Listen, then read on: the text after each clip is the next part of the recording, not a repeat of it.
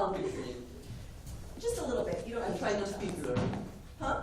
I try not to be blurry. Oh, right. You know what? Stacy will be here. If Stacy gets here, give her my phone, and then you don't have to do anything. Do you have pencils? Okay, this is yours. You don't have. Nope. Do you have enough, Josephine? More in the bag. So I will start because there are more ladies who want to share wonderful content with us. At first, I would like to encourage you to start doodling. I don't know if everybody knows what doodling is. Well, actually, I didn't. I looked it up this week, but doodling is when you draw while you're listening to somebody on the phone or you're attending a seminar and you're not actually there with your thoughts. You listen to the speaker or to the person on the phone, but your hand draws as if by itself. And it's not rude to do. On the contrary, it seems that if you do that, the content gets better memorized because more parts of your brain are activated. So, I'm Josephine de Jong. I'm mother of 4 children, and for 16 years I worked as a physician, mostly in youth healthcare. 4 years ago, I made a career shift towards writer of personal life stories in order to share people's life lessons and wisdom with the world. And 2 years ago, I published my first book, Het dekentje van Diana. Also, as a kid, I liked to draw a lot. But for many, many years, I didn't do it anymore. And now I'm very grateful that part of creativity is back in my life again. That happened 4 years ago when I met a man, Wim Derks, and he had written books himself, and in the books were intuitive drawings. And he showed me his drawings. I said, wow, this is extraordinary. This is like I get to look into the universe. It's wonderful. How does he do that? So it was interesting to me and special. During the writer's course, I bought one souvenir, and that was a book, Coloring for Adults. I showed it to Wim. I said, don't you like the patterns? Well, he said, give it quickly to your children, because you can draw. I thought, okay, well, if you say so, I can give it a try. I have nothing to lose. I said, yeah, in my old days. No, not in your old days, no. So I said, okay, I'll start doing so. And I found myself drawing for hours, for several evenings a week, sometimes even till deep in the night, because I was curious, it was interesting what came on the paper. I didn't know at all. I was surprised. I didn't know I had all that inside of me or where it came from. Also I felt it was relaxing, it calmed me down, and I had a good time doing so. After 2 years, I started a drawing club at my home, because I thought, oh, this is valuable for other people as well. And for 2 years, they came over to my home every week, and we had a good time together. It's fun to do, and we enjoyed. And in a natural way, we also came to deeper talks. What they say, they experience to recharge, to connect better with their inner self, and just recharge your energy. The power of drawing is based on your feelings, and it's a way to let go control. It's just a matter to let go the pencils over the paper and see what comes out. Do it on intuition and not on thinking what you want to draw. Also, it's a good way to leave perfectionism behind. Anything that comes out is okay. Especially in this time where we tend to get an overload of information and hear so many opinions of others and experience a lot of stress and pressure. to get all our tasks done, it's a good way to restore the balance. And that has a personal aspect for me as well. As my father, who was a high intelligent man, he was, for many years, he suffered from burnout. And that had, of course, an effect on our family as well. As a kid, I had to be often very silent because he couldn't stand any noise. So in that time, little was known about burnout, and he was a kind of pioneer to find out for himself what worked best. And his top 3 was being out in nature, biking, and painting. So that helped him better than talks with doctors or taking medication. So I'm very glad to share something about that with you today.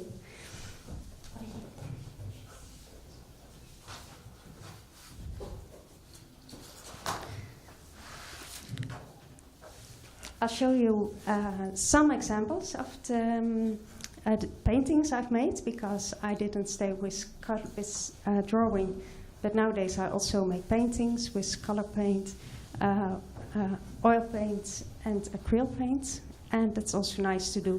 Some people like to use fillers. That also gives a very nice, colorful effect.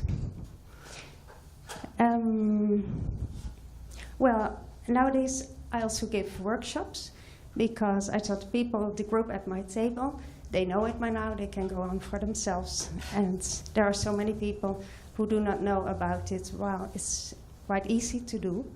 You don't need special drawing talent, only a little bit of courage, because you don't know what will appear.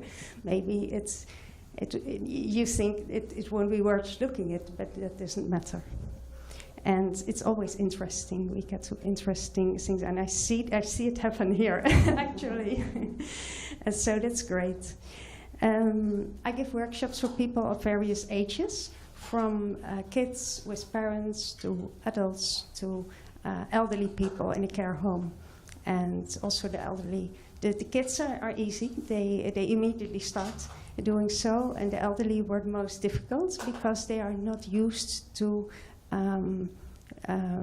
drawing in freedom. They had learned you have to draw something, or it has to look like this or like that. But nevertheless, half of the elderly, they managed to. And the others just drew the tree they saw or a blanket that was actually there. But there also came back a sparkle of being alive in their eyes, so that was also very valuable. Okay, I'll show you a few examples. Like this one I made with acrylic paint.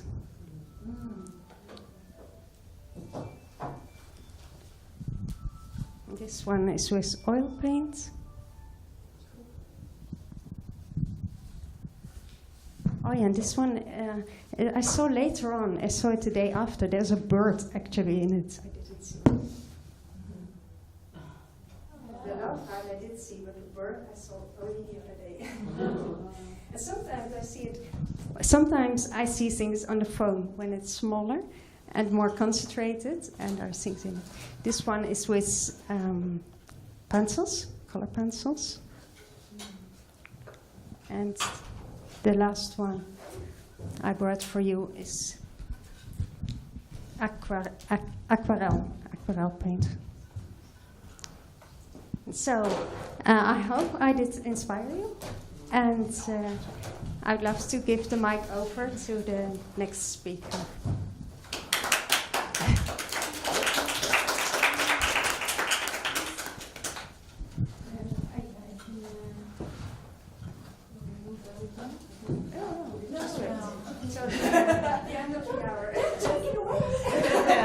Feel free to keep doodling through the rest of the sessions.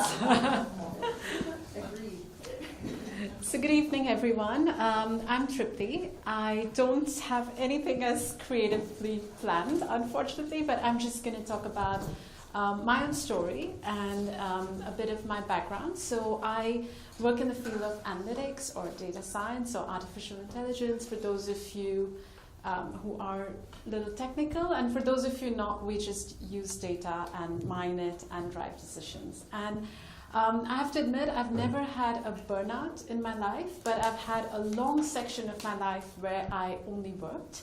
And I'm Indian, I'm born in India, and I've kind of lived all over. So I've lived in the US, I studied in the US, I actually lived in the Netherlands for a year as well, in Almere, which was last year. And I moved back to London this year where I'm based. I've lived in Scotland and sort of been all over. And I started my working life in India, and it's going to be a little bit of my story. It's a tough working culture. We typically work 12, 13, 15 hours a day, and that's normal. And that was really my life in the 20s, work, party, get up, work again. I don't know how I used to get up and work again. And we never got holidays too much, so, we had really few holidays. Getting a day off was a big deal. And when I was about 26, it was Easter break, and we all decided to go, somewhere up in the mountains and do a bit of horse riding, and that was my holiday, and it was going to be my first holiday in 2 years. Yeah.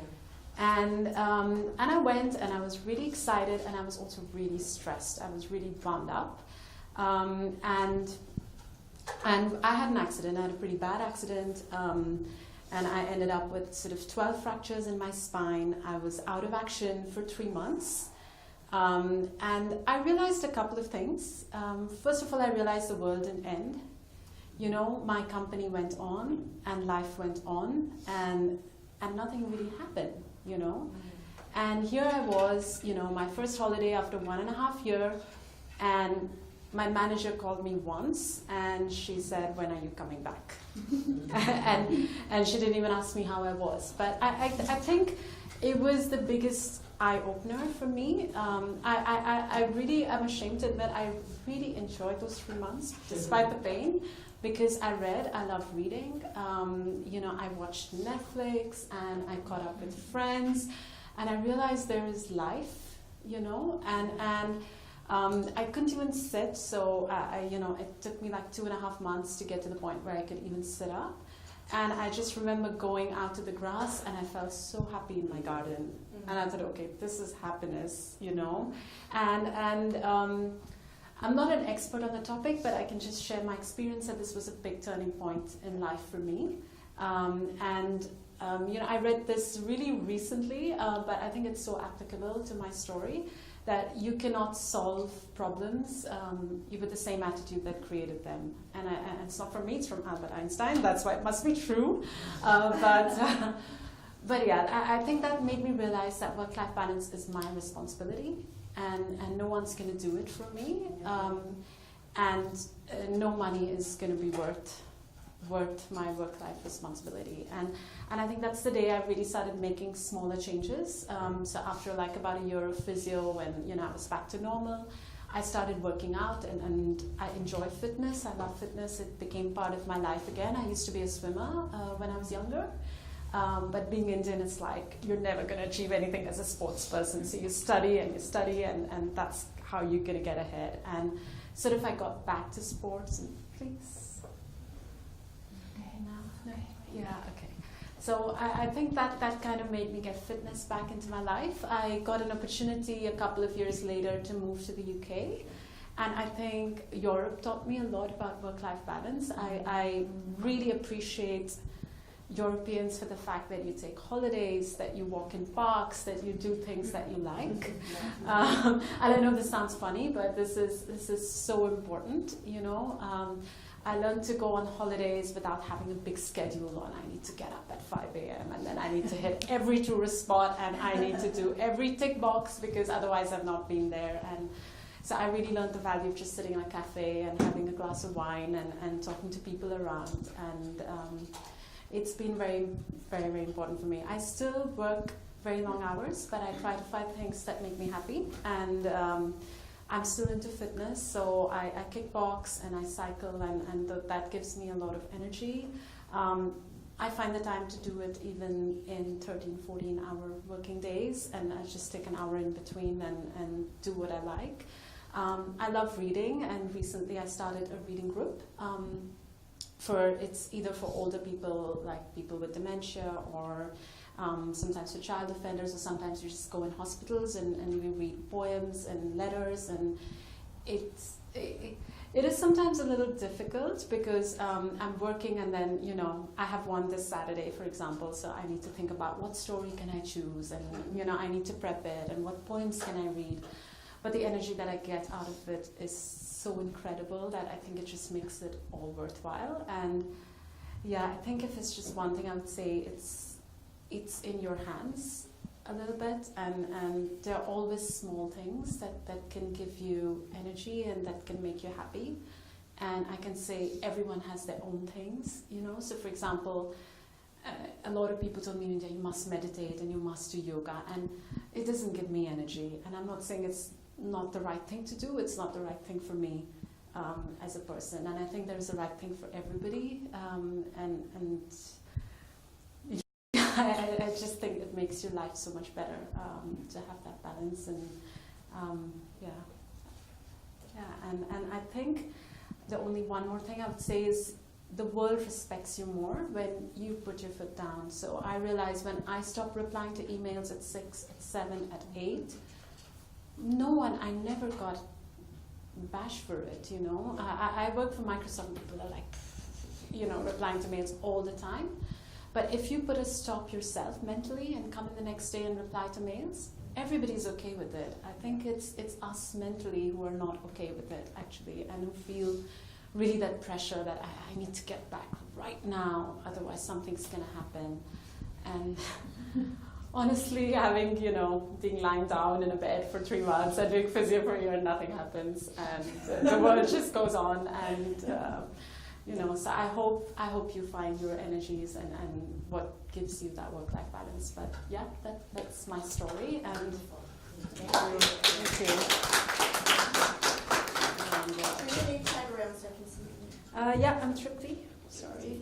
Yeah. Thank you. Great. Thank you so much. With that, I'll hand over to Pat. Thank you. So we talk about burnout a lot in everyday life now. Oh, it's so much. They're just. Oh. Thank you. I'm Pat, and I'm a therapist, and I'm a coach, and I'm a writer, and I love public speaking. So yeah, we talk a lot about burnout, but what are we talking about? Well, you know, if you're at a constant high level of activity, whether it's work activity or you're so busy at home, or even if you're over-exercising, your adrenal glands produce lots of adrenaline and cortisol to keep you going. They're giving you that burst of energy. But if you keep having that burst of energy, it overheats your system, and gradually your adrenal glands burn out. They can't produce anymore. They say, oh, you're on your own now. And at that point, that's when you start to feel tired, but you can't sleep. You're probably not eating properly, you're eating the things that will give you a bit of a boost, and then you go on the down.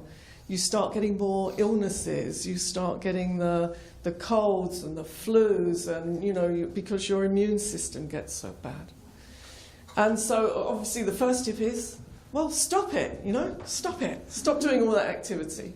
But there are other things that help to build your resilience, that help to build you up so you can cope better at the times when things do get tough, so you can bounce back from it.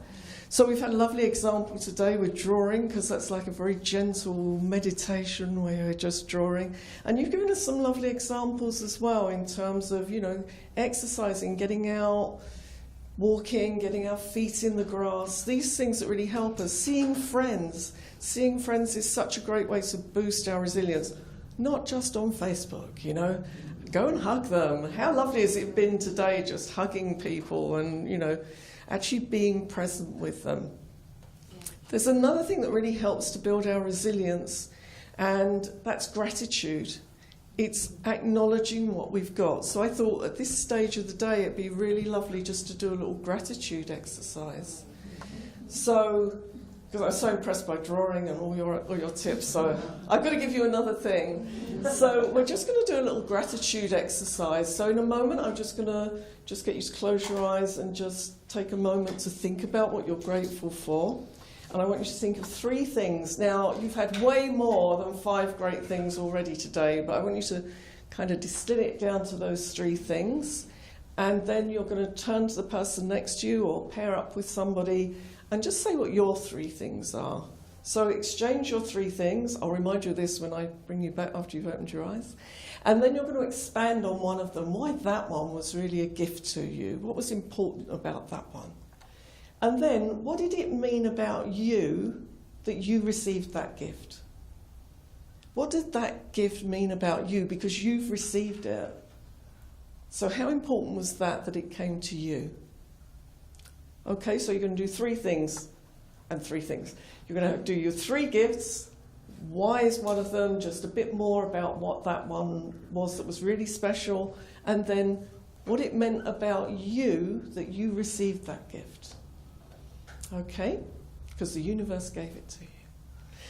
Okay, everybody ready? Even those standing up, I just want you to close your eyes just for a moment, knowing that our unconscious mind notices far more every day than we consciously pay attention to.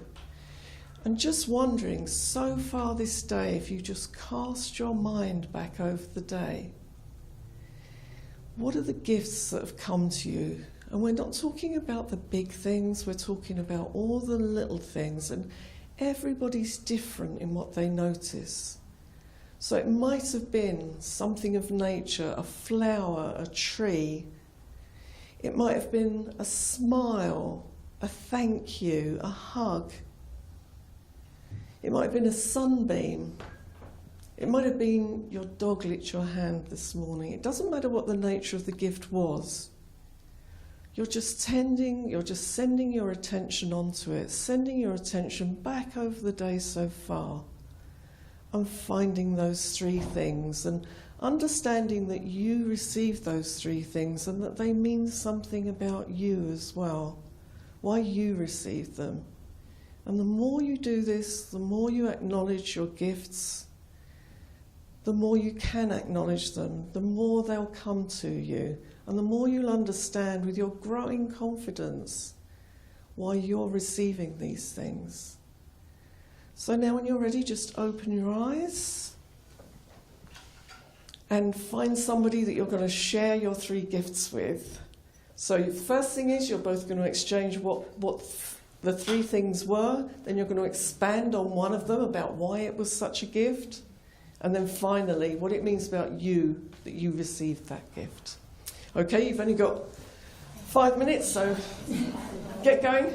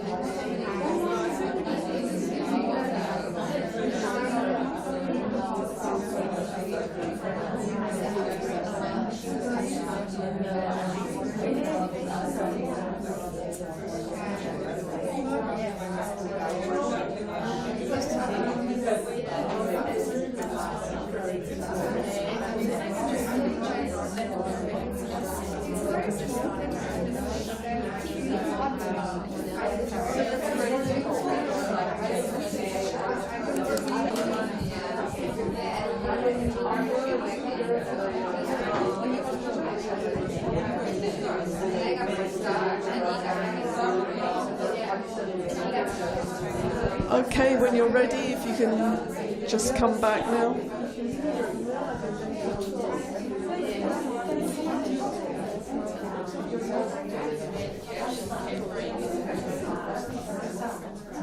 And of course, if you do this exercise every day, at the end of every day, it's an exercise that I give to clients who come to me mainly with anxiety and depression. Because if they've got anxiety and depression, they're probably not sleeping very well either. And if you do this at the end of every day, I tend to give them a journal so they haven't got an excuse not to do it. And I say, you've got to keep this on your bedside table. And at the end of every day, before you go to sleep, you're going to write your 3 things in it. And pick one of them that's the best and write a little bit more. And what does it mean about you that you've got that gift? And then I know if they're doing that and they're reviewing their day in that way, they're releasing good hormones into their system. They're releasing the anti-inflammatories into their system. You know, perhaps they had a hug during the day and now they're releasing a bit of oxytocin or serotonin or something lovely into their system that's going to prime them up for better sleep than, God, my day was terrible. If I look back on it, it was really awful. You know, that is not priming you up for good sleep. Thinking about really good stuff gives you really good sleep and means that you can be more resilient, and then you're probably not going to suffer from burnout. Thank you very much.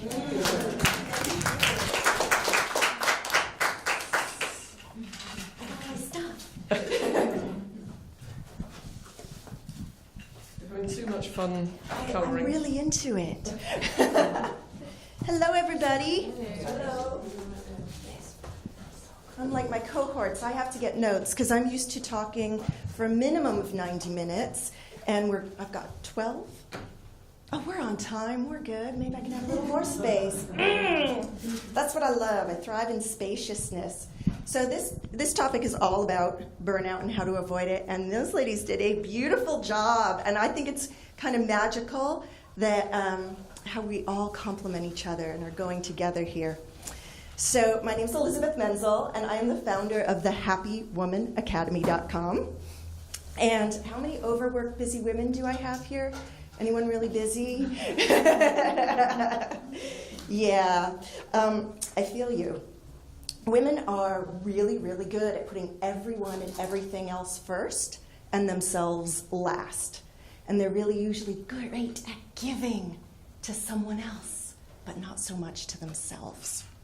So many women were coming to me feeling really stressed out, really overwhelmed, really burned out. And I wanted to get to the bottom of why. And they were so frustrated about the direction that their relationships and their health were going. So I developed at the Happy Woman Academy programs that deal directly with what makes smart women unhappy and how can I help them feel happier and more successful than ever. So, why is feeling happy and avoiding burnout so important? This is really hard to do without my glasses. You can have mine. I have to hold it up here. All right, so there's a Wharton School study that shows how women are unhappier now than any other time in history. And in fact, every social study shows that reports that we are the unhappiest as a group than ever before. And surprisingly, our unhappiness is not based on our finances. I think that's the first place we go is, you know, we're unhappy because we're poor, don't have enough money.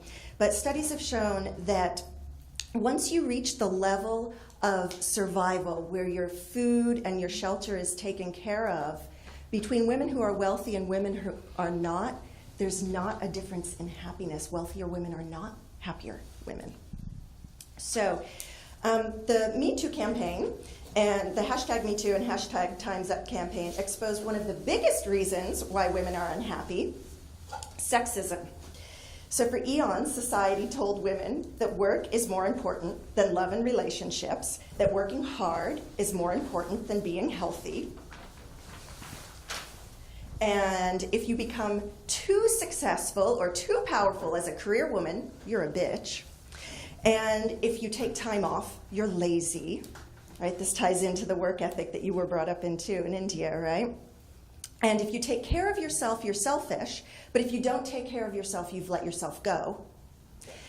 And if you show strong emotions, you're weak. And if you aren't perpetually, perfectly loving and accepting at all times, again, you're a bitch. So women are bombarded with all of these conflicting messages, and they're under overwhelming pressure. So this has left society with a lot of really unhappy women. And they suffer from low self-esteem, keep pushing themselves harder, and go from anxious to depressed to sick to burned out. So no wonder there's a crisis of female unhappiness going on in the world. I have my own story with burnout.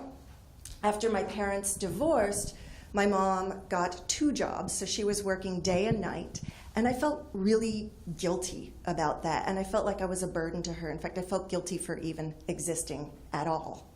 So even though I was an A student, at 16 years old, I left school, and I started working. And I ended up with 4 part-time jobs, following in my mother's footsteps. I didn't take a day off for years. And on the outside, I looked really like a go-getter, and everyone thought I was an extrovert, and I was, really successful and doing so well, and I was always cheerful and with a smile. But on the inside, I was begging God to end my life. I was so sad and so alone, and I felt really unworthy of happiness. So I also developed a lot of chronic debilitating pain in my back and my upper neck. And that pain led me to become a rehabilitative muscle therapist. And I focused my private practice on helping people recover from traumatic injury and fibromyalgia. So after about 3 years of working with a lot of, especially women with fibromyalgia, I started noticing this common thread. And at the time, I called it frozen fear. And I later started studying with the first female physicist at NASA, started teaching energy healing. And I started training with her, and I started training in trauma and learning what trauma was. And so in trauma, when after you have been through a traumatic experience, the fear can get frozen in your cells, and throughout your life can cause PTSD symptoms. So I discovered it on my own, but then all my studies in science verified that what I had studied was, what I had found on my own was true about this fibromyalgia being frozen fear. So my life was going great. I was really enjoying it. And then I married someone just like my father, a man who was abusive and neglectful. And I started really trying to prove myself and prove my worth to him. So I was working even harder. I tried to become even more perfect in his eyes. Of course, none of that ever worked. And I got depression, and I was burning out really, really fast. But at the same time that was happening, my healing practice was going amazingly well. In fact, that's when I met you. A long time ago, almost 20 years ago. And so my healing practice was going really well. And so in the healing room, I was so powerful, and I was so in the flow and in the zone. And it felt like 5 minutes went by, but like 2 hours would go by. And you know that feeling when you're really connected and you're in the zone in your own way? It's such an amazing feeling. And then there's the opposite feeling, where you're not so centered and your life is like trying to push a boulder up a hill, right? And nothing's really going right, and you're not in the flow, and that sucks. So there was this split between, the powerful, centered, in the flow, healing mentor goddess in the healing room, and then personal life Elizabeth that was just an uncentered hot mess. And I was like, wow, I get my clients to feel centered and strong and energized and relaxed. What am I doing for them that I'm not doing for myself? So I really sat down and just put at that point, almost 20 years of data together, all the neurobiology I had learned, all the energy healing, all the physical rehabilitation, and I found a formula. I found a formula that's easily repeatable, that's practical, that you don't need to set time aside to do. And I'm going to teach it to you today because it's really easy and you can remember it. Even if you're drawing, it's totally fine. And if you're a note taker, I'm a note taker, you can take notes on the other side of your drawing. So I'm going to teach this, especially if you're someone who pushes yourself really hard, you don't take enough time for yourself, you're always giving to everyone else, and you put yourself last on the list. Or if you just can't let go at the end of a long, busy workday, you're a little amped up and wired at night. This will help you if it's really hard for you to switch off. And if you have a concept that if you relax, you'll lose money, I hear women putting that together. Like you have to push yourself. You have to be a real go-getter in order to make money. And I'm going to prove that painful belief wrong. So first we're going to look at the top 3 things that block you from your flow, from your centered, happy place. And then I'm going to teach you how to do it. Cool? Okay. So I found that the top things that block you, number 1 isn't going to be a surprise to anyone, but maybe some of the things I'm going to tell you about it is going to be a surprise, is stress. So the Center for Disease Control said that 90% of doctor visits are due to stress-related symptoms. 90%. That's huge. That means if we reduce our stress, we can reduce 90% of illness. I think that's amazing and really inspiring because I'm going to teach you how to do that. I can't tell how many women I've heard say, like, if I'm not stressed out, I won't get anything done. And that's a myth. That's fake news. It's a lie. It's just totally untrue. It's another painful belief that blocks you from being in your flow. Scientific studies prove that if you are more productive, make better decisions, and your quality improves when you're less stressed out. And less stress equals more creativity, less sick days, less fights with your spouse, and more happiness. So you can feel miserable and stressed out and make money, or you can feel happy and relaxed and make more money. Which sounds better? I know which one I choose.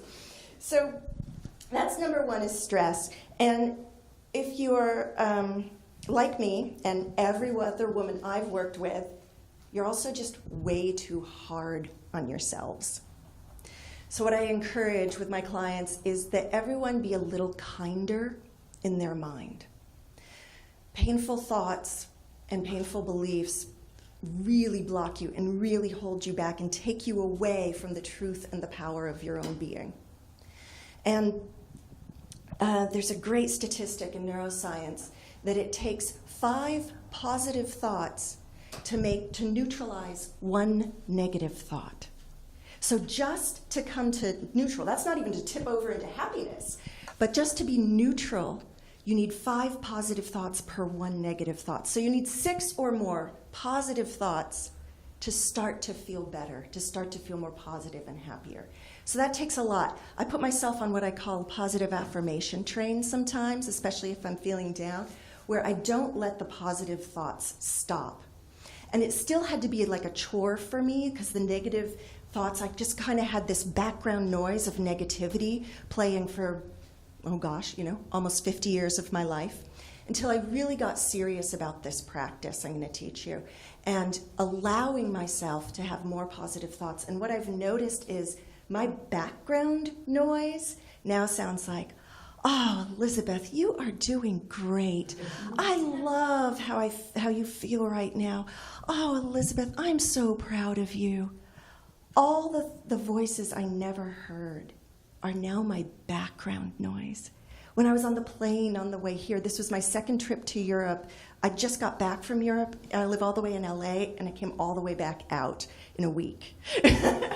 And my voice on the plane was the same. It was like, you're fine. You're going to be okay. You're just time traveling right now. There's no such thing as jet lag.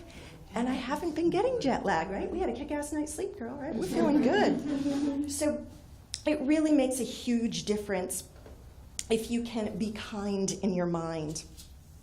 All right. So, next. I did all that already. Great. 3rd thing that really stands in the way is trauma. So I'm a trauma specialist, and I help women recover from the long-term effects of trauma and PTSD.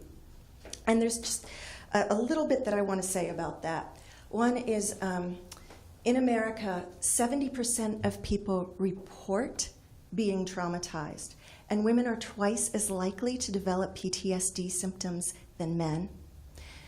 And I've never met anyone that wasn't exhibiting some symptom of PTSD. But most people don't know what those symptoms are and don't know that that might be what's going on for them. Because we always think of PTSD as the war vet or the rape victim or suffering from a really bad car accident. But trauma can also happen in little stressful ways. Just this cumulative stress of your everyday life can get stuck in your system and cause these same PTSD symptoms. So Dr. Peter Levine says that trauma is stuck stress.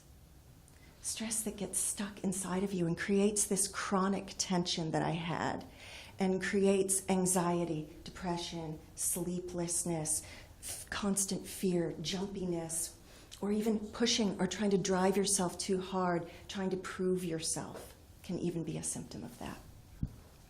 So the next time that you're stressed out or you're having painful thoughts or you're feeling a little jittery or tense or shaky, I want you to get yourself back to center by using the Happy Woman formula, which I will teach you right now. And it starts with bring. So we put that on our thumbs. Bring. There we go. Bring yourself back to your center. Back to you. Right? How do you do that? You do that with your breath. If you're breathing deeply for even a few seconds, your stress response will switch off and your relaxation response will switch on. It's a physiological fact. I love that you brought that up earlier about releasing the happy hormones. So you want to switch off the stress chemicals when you aren't under attack on your survival. The problem with stress in our society is that we're feeling it all the time, even when we're not under attack, right? So if you're not under attack, it's safe to breathe deeply. And it's going to switch the chemicals in your brain. It's going to allow an extreme introvert that rather be at home, reading a book, stand up in front of people and be totally relaxed talking to you. Just keep breathing deeply. So bring breath. The next is body. Right now, relax your body even more. Let yourself feel your body. We get so disconnected because we're so busy. We're so busy out here trying to take care of everyone and everything else that we can get disconnected from our body's needs, from what we really need to take care of ourselves, to get enough rest, to get the right food, to get the right movement going for our particular body. Yoga's not for me either, girl, right? But I've found what does work for me. You can all find the body movement that works for you, the right food that works for you. I was vegan for years, 15 years. I was 20 pounds lighter. That was nice, but I was exhausted all of the time. I started eating meat, a little bit of meat. I feel great all of the time. So you've got to find the right food for your body and really let yourself love your body exactly as it is, even if you have disease, even if you have pain, even if you're not the perfect weight that you think you should be, really letting yourself love your body. So bring breath, body. The next level is be, and that's a lot harder for you overachievers and doers. But when you're being and you're in stillness of some kind, it can be meditation, but it can just be having a cup of tea. It can just be a moment of stillness. You're so pushing yourself, your adrenals get burned out, and you really do burn out your immune system. So if you can even just a minute a day, let yourself do nothing. And for my extreme doers, I like to remind them, when you're just being, there's still thousands of processes happening in your body. So there's still a lot of doing going on when you're not physically actively doing something, when you're just being. And like you said, the world doesn't fall apart when you take a moment of peace for yourself.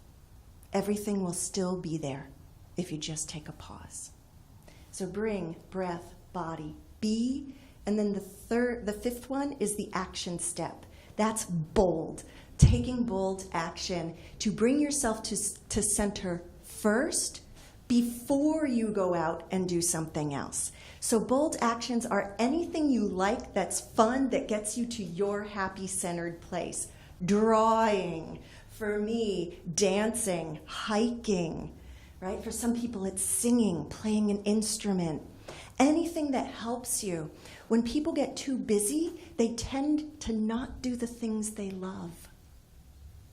They tend to not take care of their bodies, not give themselves a pause, and not do the things they love that help them to feel good. So if you can just give yourself time, just a little bit of time, to regularly do the things that make you feel good, and it can be simple. It can be, I call inner world and outer world ways. So inner world ways, making a gratitude list. It's such a great way to do it, right? Outer world ways, getting your feet on the earth, getting out in nature. Very, very healing, very centering. I'm a hiker and a trekker, so that's one of my favorite ways, right? Phoning a friend, right? You don't have to do everything alone.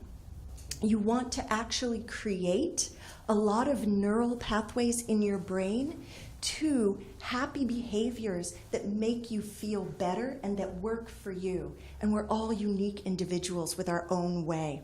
So find your inner world and outer world ways. And I tell people have at least 6, so you know that you have at least 6 happy, positive neural pathways to counterbalance any of those negative thoughts or negative habits you have in your life. So please remember to try to do that. Bring breath, body, be bold. You can do it in seconds, and it's great to do like before making that important phone call, before going into an interview. You can do it in seconds, and you can also do it throughout your day. For me, the Happy Woman formula has literally become my way of life. There's rarely a moment I'm not doing it. Just took a deep breath. Relax my shoulders a little more. Give myself a little more space. We're always in such a rush. Let myself be just present with you. Telling myself everything's going to be okay. It can take just a second to bring yourself to that happy-centered place. And you have the tools. It's all based in neurobiology and backed by science. If you saw my 90-minute presentation, I'd give you all the data behind it. But bring breath, body, be bold. You can all do that. Yes? Yes. Okay. So, Gandhi says, we must be the change we want to see in the world, and that the world will be saved by the Western woman. So we've got a very big job on our hands. So please remember to take extra good care of yourself and don't burn yourself out, because your contribution, every woman in this room, every woman in this conference, you are making a difference in this world. You are making this world a safer place for all girls and women to flourish. So I bow to you and all of your work, and I thank you. And if you'd like to get any free trainings, you can go to thehappywomanacademy.com. There's free trainings on there. And I'm going to be doing a really big Happy Woman Formula free training in May. There's no catch. It's completely free, and I'd love to have you join me in May. So if you go to thehappywomanacademy.com, it'll be you can sign up there, and I'll notify you when we're going to be doing that. Thank you so much.